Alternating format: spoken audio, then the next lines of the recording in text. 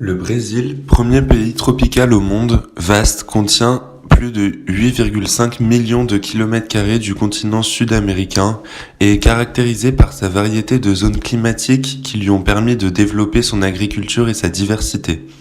Cette diversité, qui est un atout pour le Brésil, apparaît également au plan social. La fragmentation nette du territoire entre nord-est et sud-est illustre cet aspect.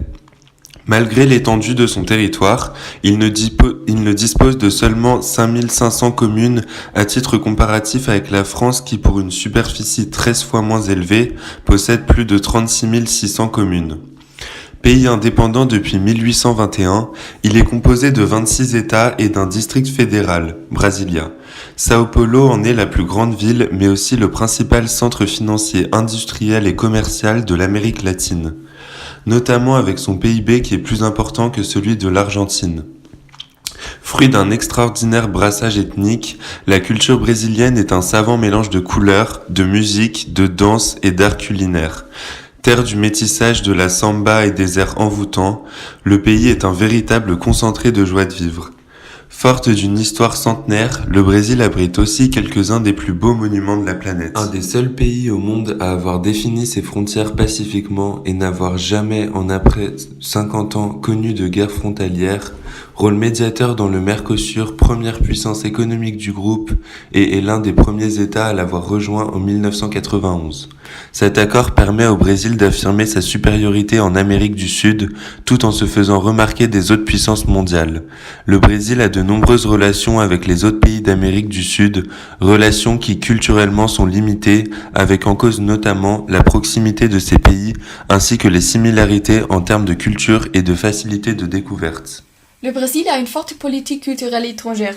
Il participe et développe une influence à travers les cultures différentes, par exemple dans l'Europe. Les colons portugais, à leur arrivée au Brésil, ont influencé la cuisine brésilienne en adaptant leurs propres plats à l'aide des ingrédients indigènes. Parmi les plats emblématiques du Brésil, la feijoada est une parfaite illustration de l'influence européenne, vestige de la colonisation. Aussi, la cuisine des rues est une particularité brésilienne. Les trottoirs des grandes villes sont remplis de vendeurs ambulants qui proposent mets en tout genre. Cette pratique serait en fait née en Europe et plus précisément chez les Romains qui mutualisaient les fourneaux à une époque où les maisons ne comptaient pas de cuisine individuelle. Le choro est un style de musique urbaine populaire et instrumentale brésilienne qui soit difficile à exécuter. Les influences européennes à l'origine de cette musique sont diverses. Les chants européennes, la valse et principalement la polka. Le Brésil a aussi sa version de l'Oktoberfest allemand de Munich.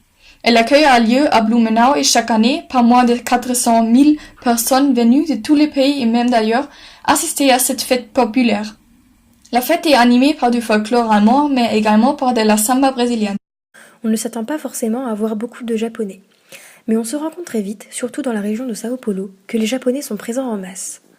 En effet, le Brésil compte environ 1,5 million de personnes d'origine japonaise et est le pays qui accueille le plus de Japonais en dehors du Japon.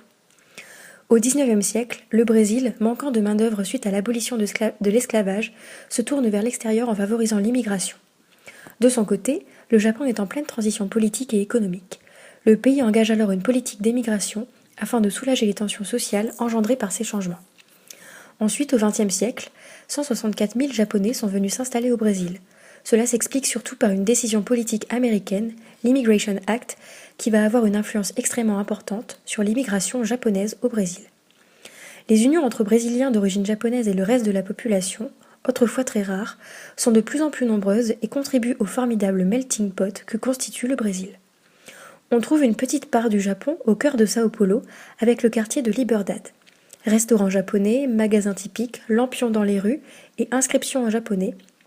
Aujourd'hui, le quartier de Liberdade compte aussi beaucoup de personnes d'origine chinoise et coréenne. Les Chinois sont quant à eux peu nombreux au Brésil. Cependant, l'histoire nous apprend l'origine des premiers d'entre eux, arrivés au début des années 1800 avec la culture du thé.